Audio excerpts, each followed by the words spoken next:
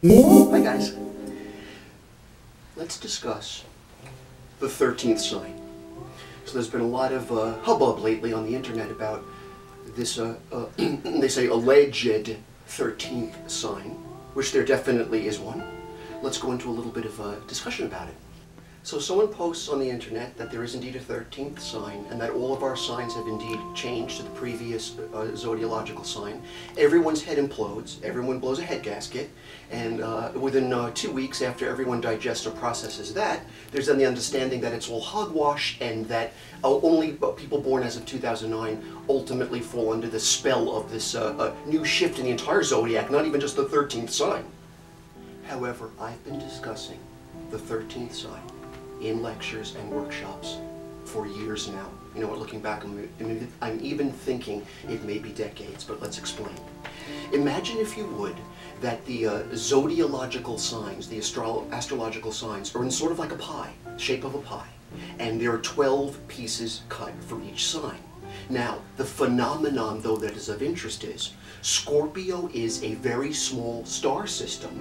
It should be like a sliver, un poquito, a piece of a pie, and Sagittarius a bit larger. But there's a huge gap between Scorpio and Sag that the other signs do not have. So, I'm not a proponent of the notion that we've all moved into a sign prior to our own, so let's not have a false alarm here. But there is indeed, however, and always has been the notion of this 13th sign. It falls between November 29th and December 17th. So if you're born in that time frame, you fall under the added vibrational field of Ophiuchus, Asclepius, or Chiron, depending on how you want to look at it. All those myths, though, do blend together. You see, long ago, Scorpio was ruled by Mars for a very long time, until Pluto was discovered. Once Pluto was discovered, though, astrologers did indeed attribute Plutonian energies to Scorpio. So there's a change already. But Scorpio used to, for many years, be the sign of the Scorpion. And some people, if they would hear that you were Scorpio, they'd be like, get behind me, Satan. But now, of course, Scorpio is seen in a whole different light. Scorpio is the sign of transformation. In Jewish mysticism, Kabbalah, Scorpio, or the 13th sign, well, in astrology, in tarot, the 13th vibrational field, if you count 0, it gets quite complicated. But number 13 in Jewish mysticism is known as Nun, the fishes, the beings that swim out to their endless possibilities. So,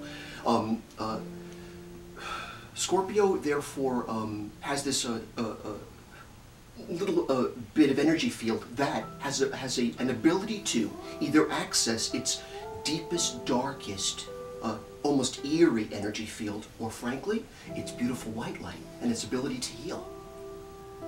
So Scorpio has a great choice to make. Again, it can access its shadow side, that's a Scorpion, or it can access its eagle side and be pure white light. And most people I know that have Scorpio either in their chart, Scorpio moon, Scorpio rising, or Scorpios, do indeed have this ability to access the purest white light. They're some of the best healers and psychics and mediums I know, if they have those placements. Now, getting back to that little 13th sign energy field. If, however, you do fall into the Ophiuchus sign, this is the sign of the healer. This vibration is yang, male energy field, and it often shows a god holding serpents, or his caduceus, the energy field of the doctors, healers. So you often see even intertwined serpents, or at least one, in the great wand of Ophiuchus. So the myth of Ophiuchus is actually a tapestry that weaves itself into also the myth of Asclepius. Now, way back when, in ancient times in Greece, if you wanted to be healed, you went to the temples of Asclepius. You slept there overnight in the dark, and it is said, in your dreams, you would have visions in which your wounds would heal. A very interesting phenomenon. Then what's more interesting, my gosh, I love this mythology, is that Asclepius, the god of healing, actually was the mentor of Chiron, the comet now that's in the sky, a recently discovered phenomenon. Chiron is the wounded healer.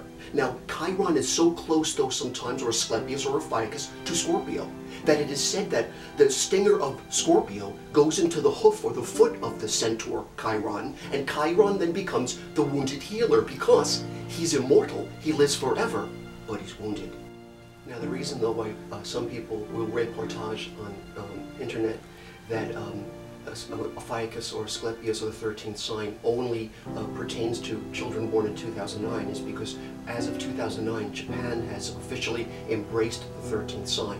Other countries will ultimately be on board, and bear in mind, we live in an organic universe full of equinoxes, solstices, changes in flora and fauna. The universe is delightful and quite alive, and yes, it's ever-changing. Our universe is 13.7 billion years old since the Big Bang Theory. It is constantly in a state of great expansion. Therefore, the zodiac sign is not in a containment, it's not static. And bear in mind, of course, we're in our little Milky Way with 200 billion other suns in a universe that has 200 billion other galaxies. The world doesn't revolve around us, after all, us Earthlings. We are just simply a part of the beautiful pattern that is all of time. So as far as all the zodiological changes, suggesting that your sign is now the sign before yours, forget that. You Virgos know you're Virgos, you process too much. And you Libras know that you seek the balance. And you Aquarians know that you know everything. And you do. So let's not pretend. But let's embrace at least the notion that there's a new pattern evolving with the 13th sign. And I'll blow your mind in another video someday when we discuss the 14th sign. Because you can't have a 13th sign without its polarity. Cetus, the yin sign, the feminine water sign. But I'll have to drive you nuts with that at some other date. But for now, speaking of the 13th sign and the mystery of our organic universe, let's do a read. Okay, so I'm still a Sagittarius. I'm a teacher, and I want to learn from you guys. And the energy field that you saw put itself out into the universe first is this. I love it. It's the ancients. So the ancients are coming through to us. This is Bast, the ancient cat goddess.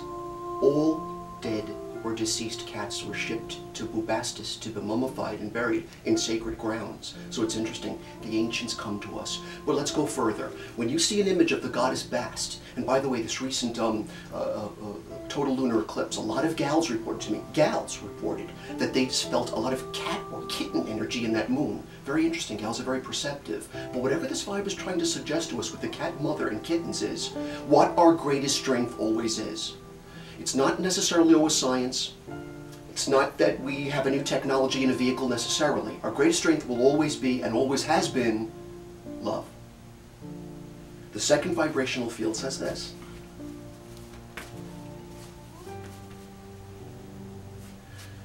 Okay, and the vibes are suggesting, and maybe this is the whole notion too of Asclepius and Ophiuchus rather, is, you know, don't resign yourself. Don't think of any vibrational fields rather as stagnant. Interesting that the only number coming through is 5. The 5-pointed star, the stars. What this vibe represents is, why can't you, rather than debunk this or embrace it, why can't you just take it step by step and day by day? Okay, I will. Alright, here's the third vibrational field that comes through then today when discussing the organic ecosphere, the beautiful blue earth. The vibrational fields say this. Blue. It's the energy field that we just spoke of, yin and yang. So I think what's throwing people about the whole notion of the 13th sign is, how can it be, or where is its component, its balance, in Cetus, the 14th sign, which we'll discuss sometime. But in the meantime, though, think indeed of the 13 energy fields as the Jewish lunar calendar. Think of it in terms of the 12 apostles and Christ at the Last Supper, the Last Seder, the 13 of them. And maybe one day that 14th energy will be the dove, the spirit, the unseen that was in a painting like that masterpiece of the Last Supper. Much magic to you, and good luck to all you Ophiuchons. Okay guys, thanks for listening to my meta-schmizzical babble, and I'll see you next week.